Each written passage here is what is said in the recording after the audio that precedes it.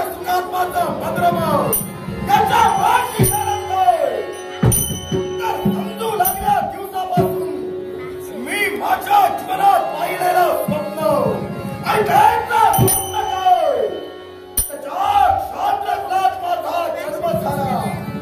हे काही सत्याला ते साध्य झालं नाही. त्या विश्वात मला साध्य करून दाखवायचं होतं आणि तीच इच्छा पूर्ण करण्यासाठी या मनुष्याला भक्ती केली ब्रह्मदेवतेची. इच्छित वरदान ब्रह्मदेवतेकडून प्राप्त करून घेतलं. पण तरी सुद्धा